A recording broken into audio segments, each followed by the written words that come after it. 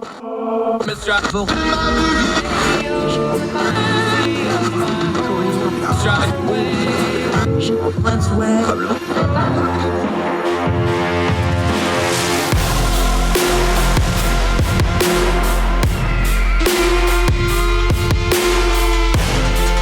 your host, Andrew Donaldson. This is Heard Tell. Hi, welcome to Heard Tell. It is Wednesday, the 1st of June. Can you believe that? Year of our Lord 2022 just continues to roll right along. I'm Andrew Donaldson. Thank you so much for joining us for Heard Tell. A lot to cover. We're going to get right to it. There is real-world implications of Vladimir Putin's war in Ukraine. Africa, it is getting dire with the food shortages there. We'll cover a story from Der Spiegel out of Somalia. Also, we're going to talk about the Durham investigation. The first trial has come and gone, and it only took 6 hours for the jury to acquit. We'll talk about that. We'll go over to the UK, our end of the program segment. A widow talks about the interesting and unique items that folks donated for a raffle to raise money for her late husband's hospice care team who took such good care of her. We'll go over to Romsey in the UK for that great story. Also, we're going to take a break from the politics. We're going to talk some movies, especially Top Gun, which I just love to death. In fact, we went and watched it again last night with the family on a whim. We said, yeah, we got nothing. Let's go watch Top Gun again. Great movie. Big Memorial Day weekend movie that kind of went away over COVID. Is it back? We'll talk to our friend Louis Mendez, movie expert, who'll also talk about the businesses of movies, streaming, how they're balancing releases and streaming content. Also going to throw him a John Williams trivia question. And he's also great about breaking down what movies mean to folks. Are we out of the COVID thing now? Louis Mendez, we're going to talk a little movies with him today on the program. But first, we got to go down to Uvalde because there's something very, very rotten in this town. We've been talking about it. The kind of incompetence and cowardice that we saw in the police response to the school shooting at Robb Elementary, that doesn't happen in a vacuum. It happens in a sequence. Well, now we've got another data point. Let's go to KSAT TV. The Unified School District Police Chief at the center of the shooting probe was sworn into the Uvalde City Council despite the mayor canceling the meeting. This is down in Uvalde again. Now, Mayor Don McLaughlin said, this is KSAT again, said the meeting to swear in city council members would be canceled due to the first funerals for the Robb Elementary students. Among the members who were sworn in was the Uvalde Independent School District Police Chief, Pete Arredondo. Now, Arredondo was the on-scene commander during the delayed police response to the school shooting that left 19 students and 2 teachers dead, according to state police officials. Now, I'm going to skip down for a second because Mayor Don McLaughlin, there's a pattern here. When he says stuff off the cuff, he says one thing. When he says well-written statements that the lawyers have gone over, he says something else. He's walked back his comments about calling Lieutenant Governor Dan Patrick a liar. He's walked back those statements. He's also said that there's no reason that Arredondo can't be sworn in. He had earlier said he wasn't under investigation. Well, now he is. He is under investigation. And here's the important part to that. They have stopped cooperating with the investigators. Last Friday, DPS Director Stephen McCraw said Arredondo made, quote, the wrong decision to wait so long before sending officers into the locked classrooms. He said Arredondo, who was in charge of the law enforcement response during the siege, believed the shooter was barricaded inside the 2 adjoining classrooms and that children were no longer at risk. Arredondo has not publicly spoken since McCraw criticized his decision-making, and his house is under police guard. So he's gone quiet, and they're refusing to cooperate. The Uvalde police and the Independent School District police are now refusing to cooperate with the Department of Public Safety investigation. And Arredondo is holed up in his house other than coming out to get sworn into city council in secret without public view. That's right, folks. He's got more protection than the students had. Let that sit for a minute. There's something very, very rotten and wrong going in Uvalde. I suspect we're going to find out there's been something very rotten going on for quite a long time, and this investigation needs to move forward. I don't care. You can wave your back the blue stuff all you want to. If you care about police, you hold them accountable. And the fact that these police will not cooperate, that we now know they're delayed, that we now know that they either screwed up or purposely didn't go in for whatever reason, and that the Border Patrol team went in and bailed them out and ended this over top of their objectives. that the stories keep changing over and over again, that we have a mayor whose written statements that the lawyers go over are very different than when he speaks off the cuff. There's something very rotten in Uvalde, folks, and we need to get to the bottom of it. And I hope we do. The fact that this police chief sits under armed guard when these children had to wait around for his cops while they stood around and did nothing. I have no words. Damn him. And I hope they hold them all accountable and get to the truth of what's really going on down there. Those dead children and their family deserve at least that. More Heard Tell right after this.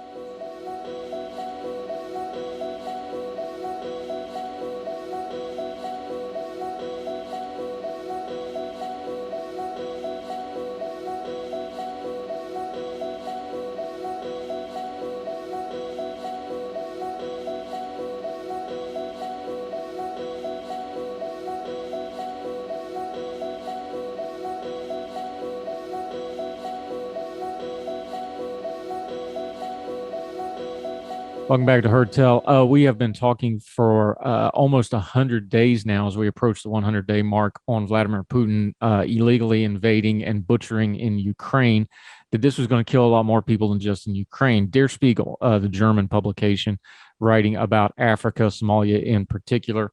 In the Somalian capital, Mogadishu, sacks of food are being loaded up. They are printed with the American flag along with a stamp that says USA. They are sacks full of peas, wheat, and sorghum. They are intended to help save lives, but the warehouses of the World Food Program in the city isn't even halfway full. We can't do anything for the people in the camps. We are leaving them in lurch, El Kadir Dalum, the local WFP director in Somalia, said, and the reason is a rather banal one. There just isn't enough money. According to the calculations of various aid agencies, only 3% of the humanitarian aid Somalia needs has thus far been met, which means 97% is missing, which translate into people dying. Earlier in this piece, they very graphically detail a young girl dying in her mother's arms, one of 15 people in a camp that died of starvation just that day. Read the whole piece at Der Spiegel. We will link to it in the show notes, but continuing with the piece. And more recently, aid supplies that have already been paid for are also missing. Half of the food that the WFP distributes to drought victims in Somalia used to come from Ukraine. Such a delivery was supposed to have arrived on March 10th, 1,188 tons of peas in famine-struck regions from Ethiopia and Somalia. The delivery had been scheduled to depart from the Ukrainian port of Odessa. Then it was pushed to May. A message was sent to the WF planners in Mogadishu saying the arrival of the shipment was delayed again, but the deadline came and went, and the delivery never arrived. And the people of Somalia continue to suffer. In other instances, the AFP logisticians at least know what happened to the freight. Quote, there were some deliveries promised to us, but they were rerouted towards Ukraine, Delon said. WFP headquarters in Rome confirmed some of the deliveries were rerouted to Ukraine instead of continuing to the crisis regions they were originally intended for. But WFP headquarters say those diversions have no effect on the provision of aids in those countries since sufficient reserve supplies are on hand.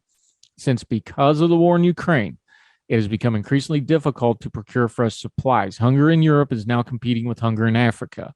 And it is now possible to find victims of Vladimir Putin's violence in every corner of the world. Folks, we have history. If Europe is competing with Africa and Hungary, we know which of those two is probably going to get aid first. It shouldn't be that way, but it is. We need to remember there's a lot of real-world people dying in ripple effects of this war.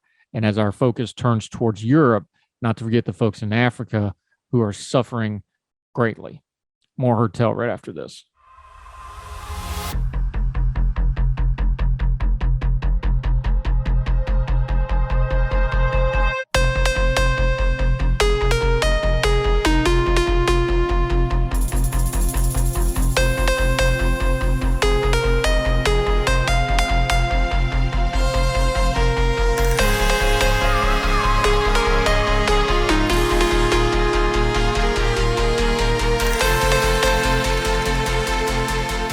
Welcome back to Heard Tell. Okay, something a little different. Let's talk movies. When we want to talk movies, we go to this man because he's great at it. He knows things about it. I don't because I'm not that big a movie guy, so I lean on him. Luis Mendez, our good friend. He has an excellent Substack. He writes. He also writes at ordinary-times.com occasionally. How are you, my friend? How's things down in sunny South Florida? Well, it's first of all, it's super hot down here. But other than that, I'm very happy that the movie season for 2022 has actually started off really good, to my pleasant surprise, because I was actually a little scared that last year had been maybe a little too top heavy. But I think it's been a pretty solid start to the year for movies. See, we just did Memorial Day weekend. Top Gun came out, massive movie, huge hit, going to be a monster film. I think it did 150-ish over the weekend, 300 worldwide, something like, traditional summer blockbuster movie number. It's remind people, because COVID, we kind of forgot. This used to be what Memorial Day weekend about the movies was about. You had a big tent pole, top of the line movie on Memorial Day weekend for 5 or 6 days. And that was like usually one of the movies of the year. That used to be the way. COVID hit. Are we back to it, or is this an aberration, do you think? I mean, I don't want to say it's an aberration. I feel like we're sort of back to normal to an extent. We've been seeing a trend, and this has been going on even before COVID, and I think maybe COVID kind of accelerated it, where people are being much more limited in what movies they're going to go see. And a lot of that is because, understandably, folks are notice that the theatrical window isn't as long as it used to be. After a movie comes out in theaters these days, 90 days or so, it's already available on streaming, or it's already showing up at their store on DVD. So I think people are being more limited in what movies they actually go to see in the theater. But there's no doubt about it that COVID hurt the box office and accelerated these trends. What I'm very happy to see Top Gun doing this is, look, as much as I love and have a lot of fun with the MCU movies, it is really nice to see a non-MCU movie getting this kind of box office, especially a good movie like this. I'm very happy for Top Gun and Paramount, especially because they've been having some rough times the last couple of years. I think they're having a really good 2022 between this, The Lost City, the Sonic movie. They've got a major awards contender coming out at the end of the year. I think that if anything, this shows that if you can make a good enough movie with enough word of mouth, you can compete or do respectable even against the big superhero movies that everybody's going out to see. And we're even seeing this with smaller movies, because there's a great movie that I would recommend people check out called Everything Everywhere All at Once that came out. Small movie, indie film. This movie's legs have been history making. It's not making ridiculous money, but the legs have been there because of the great word of mouth. And I hope we get to see a little bit of that in a day and age where everybody kind of just shows up for the superhero movies. Yeah, and it's interesting you bring it up that way, because one of the reasons I like following you and your writing is you don't just review the films, you understand the business side of this. Talk about this for a minute, because I don't remember, at least in my lifetime, a movie like Top Gun. And maybe it's because, Tom Cruise has the stroke to make these things work. Maybe it's because the brand is so big and so nostalgic. Do you remember any other time where a studio held a movie for over 2 years, a big movie, when they went through some struggling years on top of it? Would have been, there's reports out there about how much Apple and Netflix and these other companies were offering for Top Gun if they took it to streaming. Do you remember any kind of a comparison to this where they held a movie this long and it was still this big and this successful?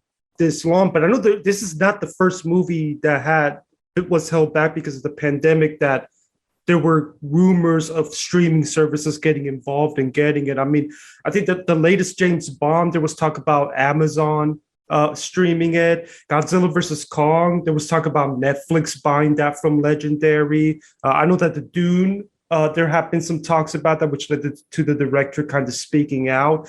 But yeah, this movie has been held back from us for 2 years now. I mean, I remember watching trailers for this back in 2020.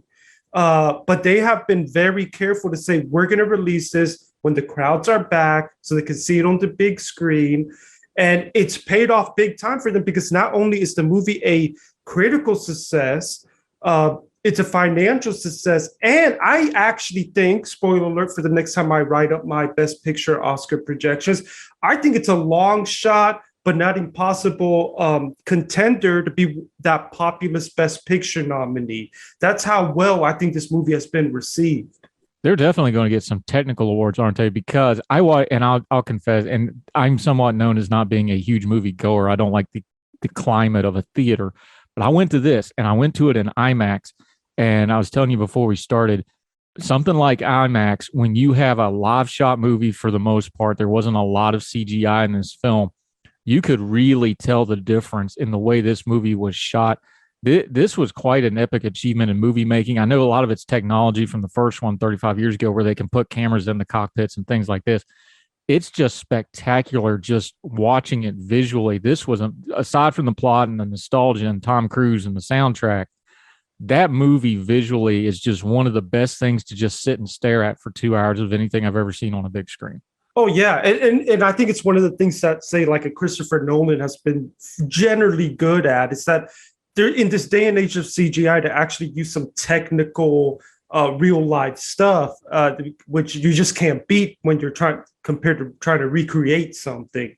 I got to think that sound wise, at least this gets a nomination, at least sound. Worst case scenario, but I think it has the ability to perhaps even go beyond that. I mean, they played this movie at the Cannes Film Festival. So it's definitely got its eyes on everybody in the industry and regular moviegoers. Yeah, he won't get it, but I wouldn't mind seeing Miles Teller getting some kind of a nod on one of the lower level awards for something, because I thought he was great in that film. Oh yeah, I agree. But unfortunately, when it comes to acting awards, it's very hard for genre films to break through. If a genre film breaks through big, it'll usually just be based on the story and the movie itself. Unfortunately, we don't get those Heath Ledgers, Melissa McCarthy, and Bridesmaids sort of things. They're very rare. Yeah, but I thought that was an eye-popping moment for Teller, who's been really good for a while now. Yeah. But man, you take Anthony Edwards is a well-known actor. And that role is iconic. Everybody knows who Goose is. If you just say that, that's all you got to say, and everybody knows it. And man, he killed it. That's not easy for an actor to carry that kind of weight on a new film. And he transformed himself, and I thought it was pretty impressive myself. And I'm a fan, so I'm biased here, but if that doesn't work, that movie don't work. And he carried it. Yeah, and I even said in my written review that he did so well that I actually looked up just to make sure that Miles Teller was not Anthony Edwards' son, because he just was that well in the role. And it's nice to see Miles Teller finally, because he's a great actor, like you said, but unfortunately, some of his projects of late haven't been great. So I'm happy to see him in something good. I think the last thing I saw him in something really, really great was maybe Whiplash from a couple years back. By the way, and this isn't really a spoiler because they show it in the trailer, but it is nice to see Val Kilmer again, especially with the troubles that he's been dealing with of late. And I think that really helped to come full circle into that relationship between Maverick and Iceman. Yeah, and we're not spoiling anything. Everybody knows he has throat cancer. This will probably be his last film role for all practical purposes. How good of an actor do you have to be to act after you no longer have the ability to speak? And he conveyed stuff with his facial movements and I thought he wasn't just there for filler. He did a performance, and it was, man, there wasn't a dry eye in that theater I was in when that like, as soon as they knew, like, oh, this is the Val Kilmer scene, like you could feel it in the theater. Like it was one of those visceral moments that you only get in the theater. And I know I bash theaters, but this was one on where everybody went, oh God, this is where Val is. And you could feel it out of the audience, and it was emotional. It was perfectly well done. There was just a little hint of comedy to take the edge off it. That's as good as seen from two real pros as you'll ever see, I think.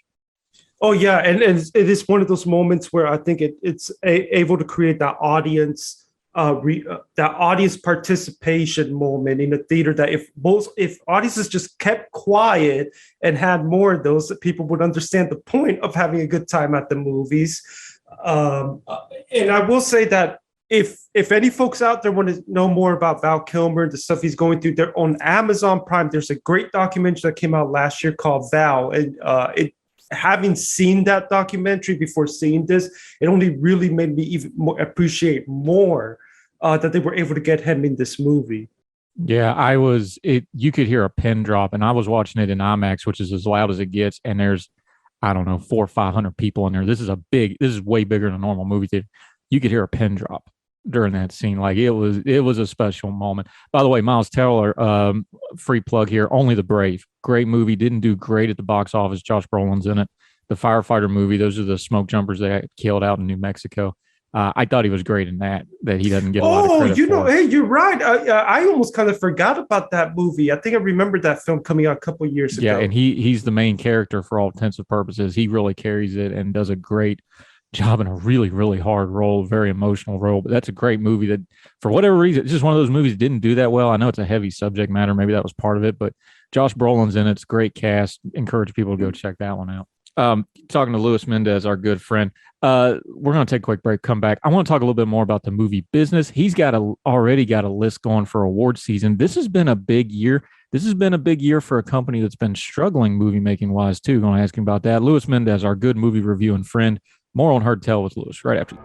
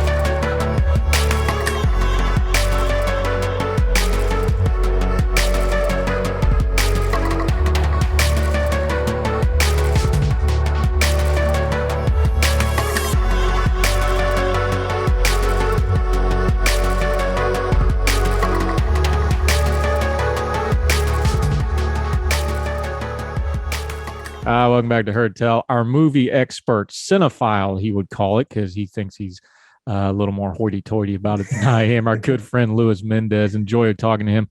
All right, Top Gun is part of the stable of a movie company that's kind of had a lot of trouble. Their streaming service has been doing really good. Paramount is having themselves a banner year in a year where other brands like Netflix is having a hard time. A couple other movie houses are kind of struggling. Man, Paramount's just killing 2022, aren't they? Yeah, it's almost kind of reminding me of Warner Brothers last year, aside from some of the struggles they had regarding how the same-day streaming may have hurt their box office. Paramount, they were really a company that there were rumors about them just becoming a content company for their streaming service.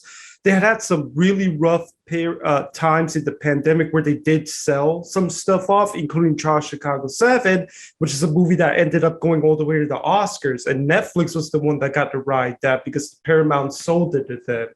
But this year, they've been really hot. The Lost City has been a nice little box office hit for them. That's a Sandra Bullock, Channing Tatum romance comedy. Sonic 2 has made good money. And now this with Top Gun. And later this year, they have an awards movie, Babylon, which I believe for now is the movie to beat for Best Picture. They really have gotten themselves into a really good position this year.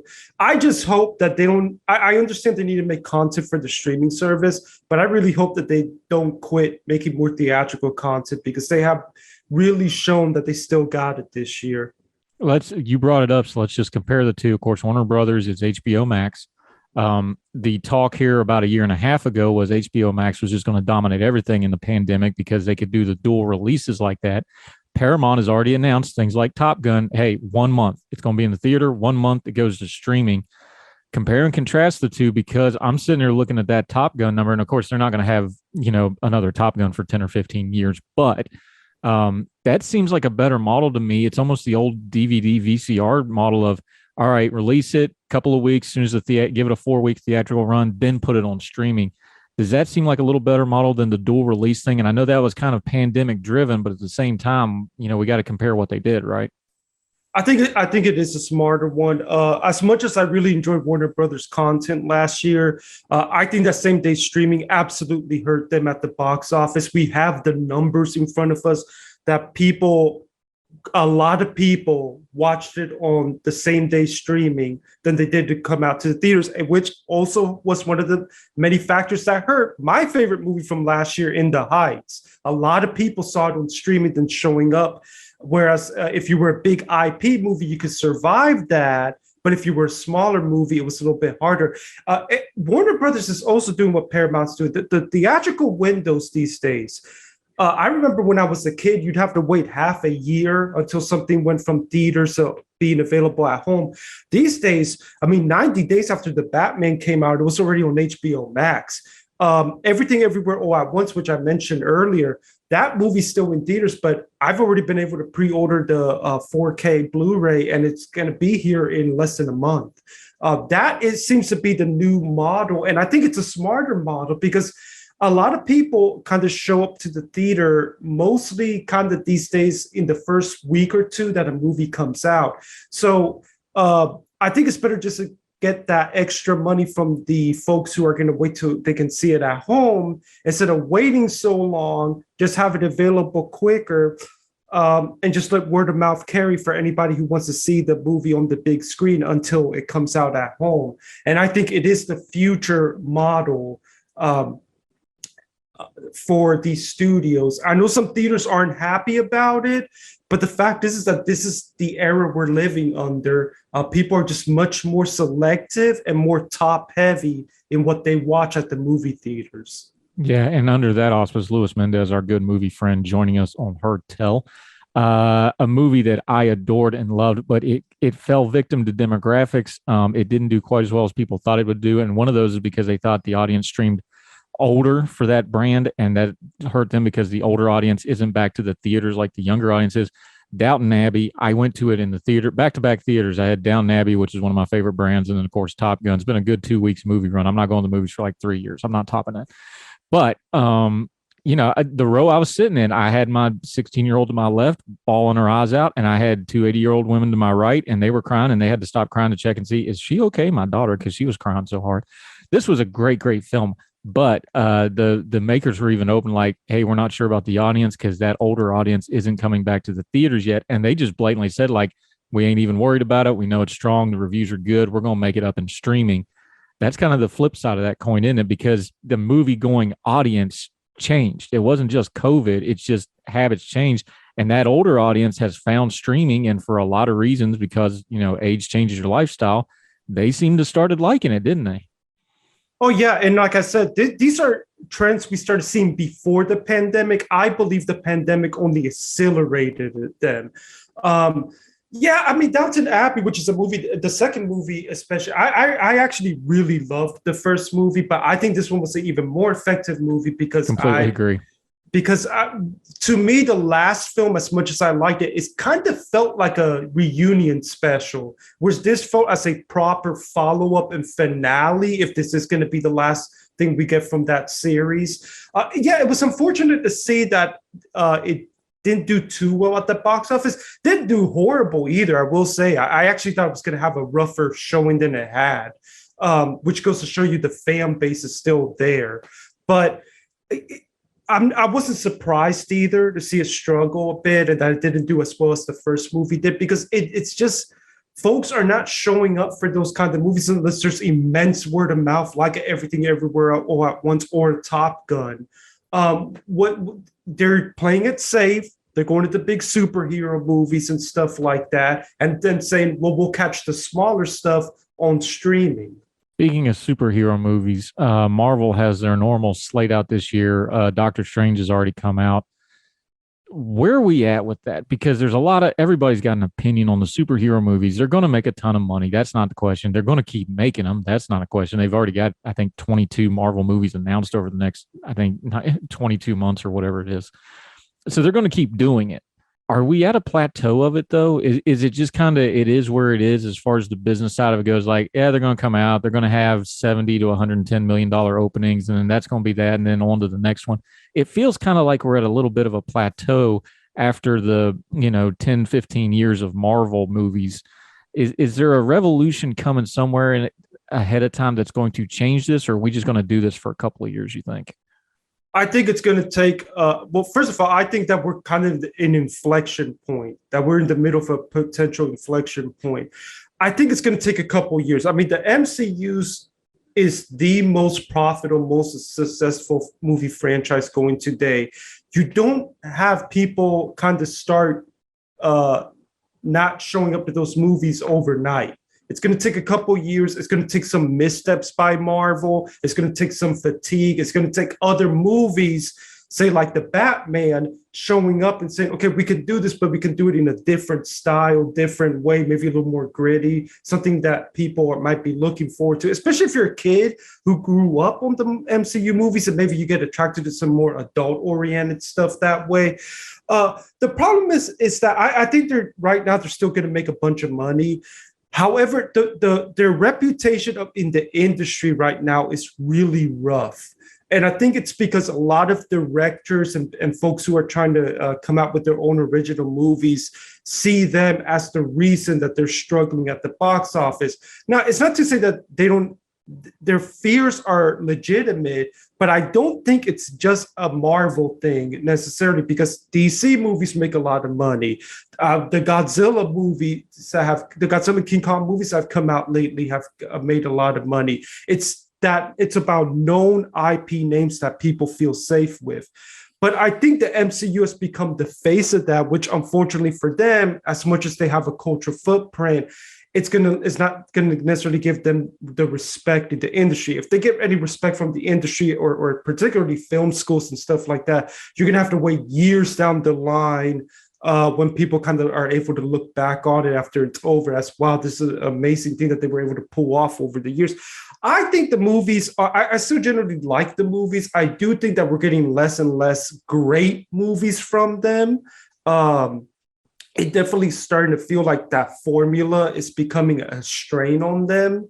I was kind of underwhelmed by the latest Doctor Strange movie, even though I didn't think it was a bad movie. But after you see something like Everything Everywhere All at Once, or even the newest Spider-Man, you kind of have set the bar high, and I thought that movie, if anything, felt like filler. And if they keep having those filler movies, I think people might tune out.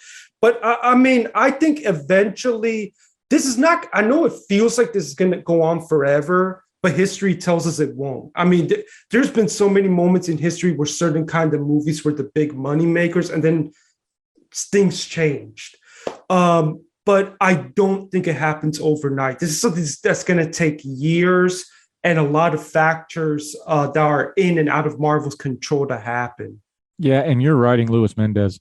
Find his writing at his own Substack, also ordinary-times.com. You've done history all the way back pre-20th century movie history for us before.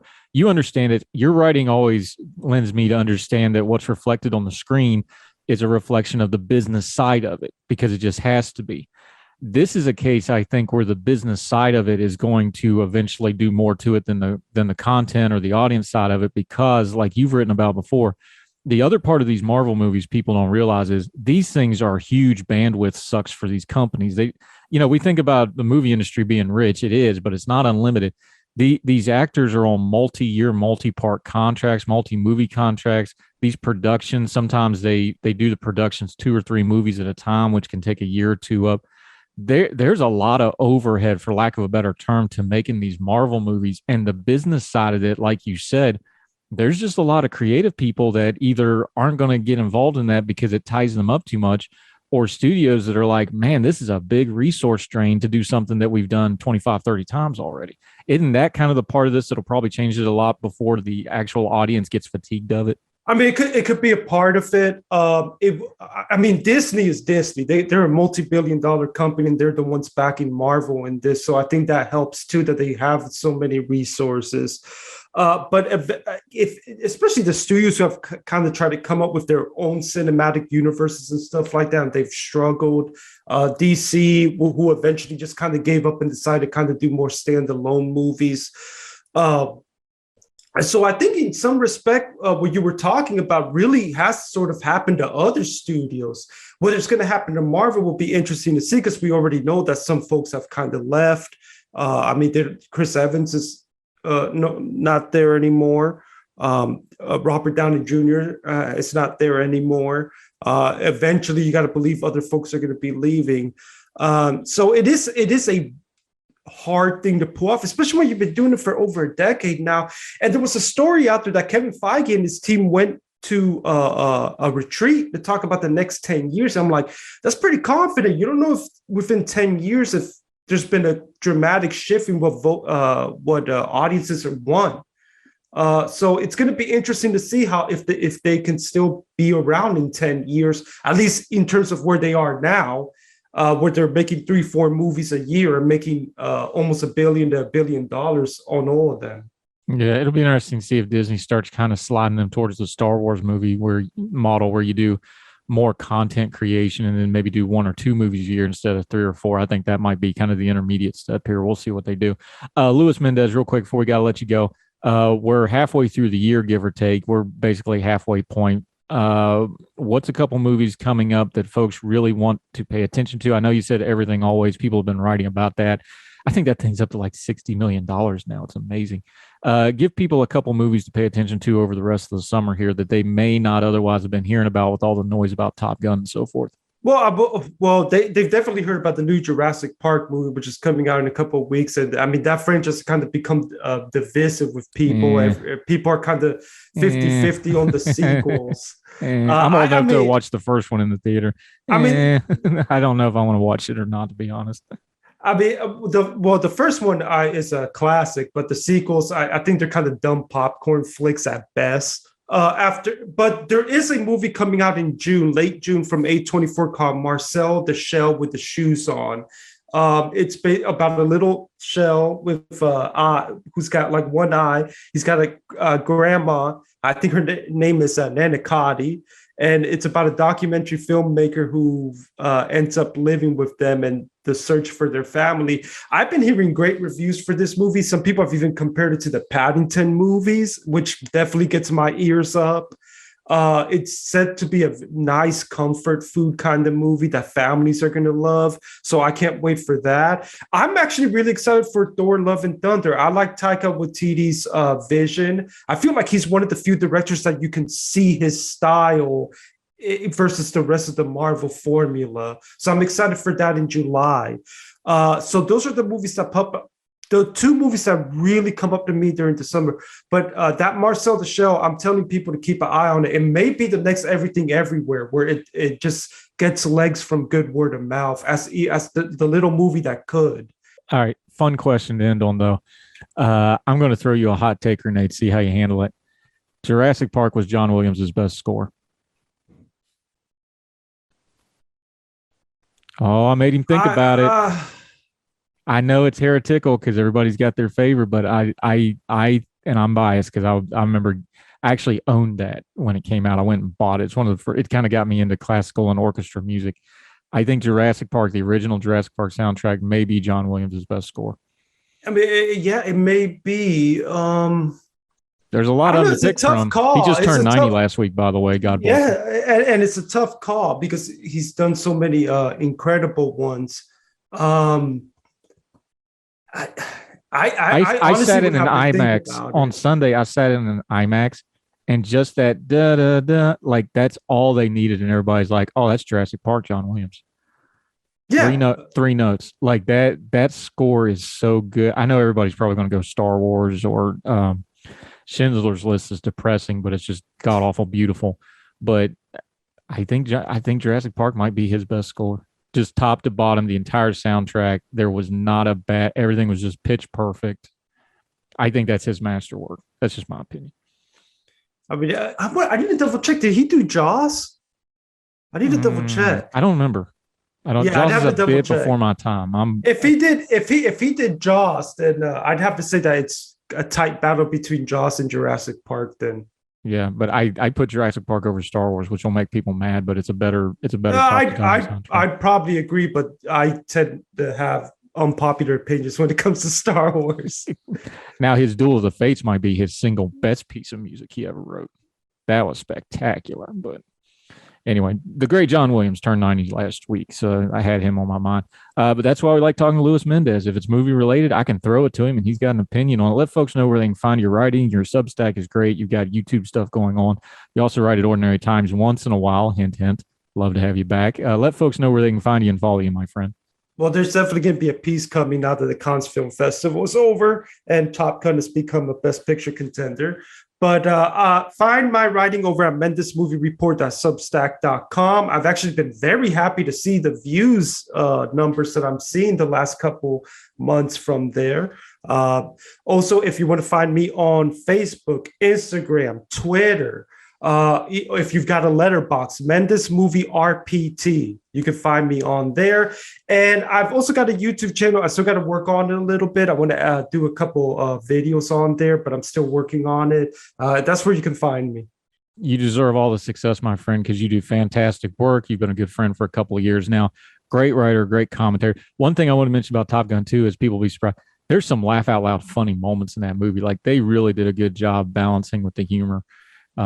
Meant to mention that earlier, but it's just a pure summer blockbuster. Oh yeah, audience reaction film, and it never takes itself too serious. Well. Yeah, it never took itself too serious. It knew exactly what it was. It was perfect summer movie. Loved it.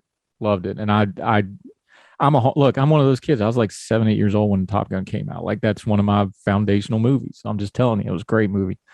Anyway, Louis Mendez, you deserve all the success, my friend. Happy to continue to promote you, and we'll talk again soon because God knows we need some movie escapism with the way the news has been lately, don't we, my friend? Oh, yeah. I mean, that's the great thing about the movies. It helps you escape. Yeah, and I really think that's one of the reasons like a Top Gun's doing so well. It's like everybody was just ready for, let's just do raw for 2 hours and feel good. I think people were ready for it. That's what we do with Louis Mendez. He makes us feel good about the movies. Thank you, sir. We'll have you back soon. Hey, thanks. I love being here. Yes, sir. Anytime.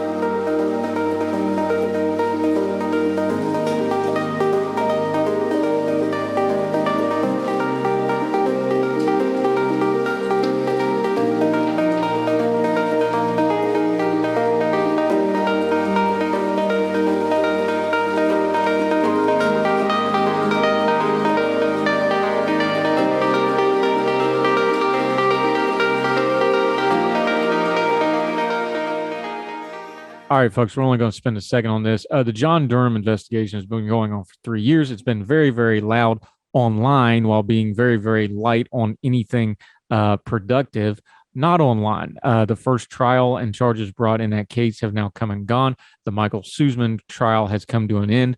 It took the jury just 6 hours to come back with an acquittal. Now, 6 hours might sound pretty long, but when you consider it takes them 3 or 4 hours just to go through the jury instructions, that's nothing. This jury came back almost immediately with a not guilty verdict. Now, a lot of people are going to say a lot of things online about this.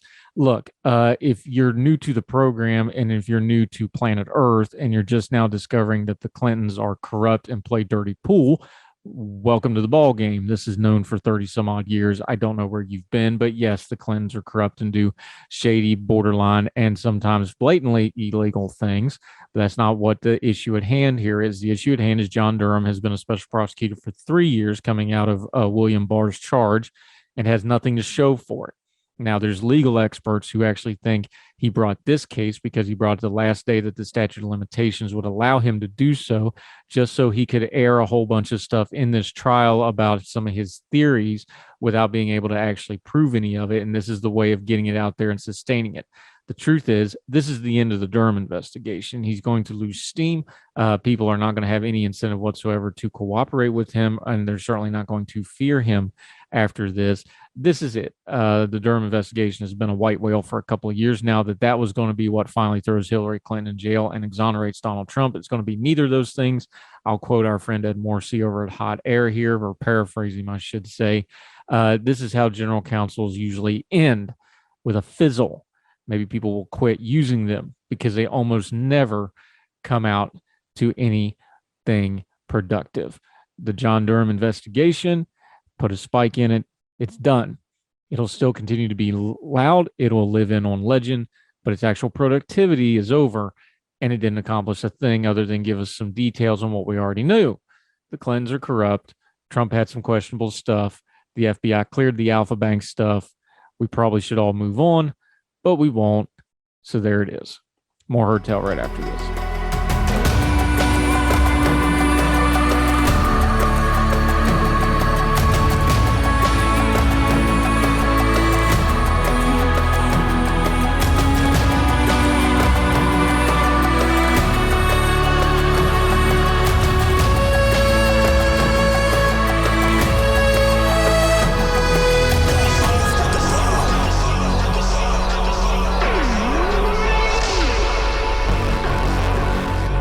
Back to Heard Tell. I'm Andrew Donaldson. Let's go over to the UK for our end segment where we always try to uplift folks a little bit. Romsey, the RomseyAdvertiser.co.uk. Trudy Whitaker's husband, John, died at the start of April after losing almost a year-long battle with bile duct cancer. That's not the good news.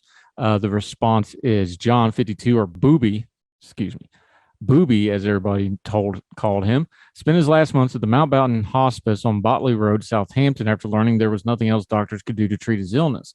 The family had since announced they would be holding a fundraiser. Trudy said the generosity showed by businesses around Romsey and even further out had been phenomenal. So many shops donated prizes to this raffle. Listen to this. This is some unique items. I love this. We had all sorts coming into Waitrose to give us large bottles of champagne and chocolates. We had boxing and racing tickets, tattoo vouchers, and even 350 pounds worth of Botox from the lady who runs the Age Repair Aesthetic Clinic. We couldn't be more grateful. The response was amazing. John, a popular figure among the Romsey community and gardener by trade, was only meant to be at the hospice for a few weeks, but ended up there over a month. On the night he died, Trudy said the family raised 400 pounds by passing a hat. They've since returned to the hospice to plant a Mountbatten rose bush in his memory. They felt it wasn't enough, so they've came back and done this raffle. Really cool thing to do. They said the hospice could not have been nicer. Sometimes they'd have 20 or 30 people in there with John as he ended his life. Good on them. I love stories like this, communities coming together wherever they are and families taking care of their loved ones. Plus, that's pretty cool. Anybody raffling off tattoo vouchers and Botox? That's pretty cool. It seemed like a good character. God bless his family in their time of grieving. That'll do it for Heard Tell. We hope you continue to subscribe and watch and listening however you are on any of the podcasting platforms or the YouTube channel. Appreciate your support. We're going to keep trying our best to turn down the noise of the news cycle, keep bringing you great information. We got a lot of good guests lined up for the rest of the week, going into next week already. A lot of stuff going on in the world. We couldn't do it without you, though. If you're not listening, we ain't got nobody to talk to. This is a partnership. Make sure you're reaching out to us, heardtellshow@gmail.com, @heardtellshow on the Twitter. Would love to hear from you.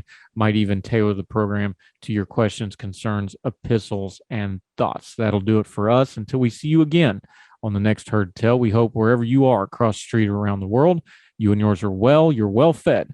We'll talk to you tomorrow for more Heard Tell. All the music on Heard Tell is provided under a Creative Content license from monstercat.com. Somos la máquina.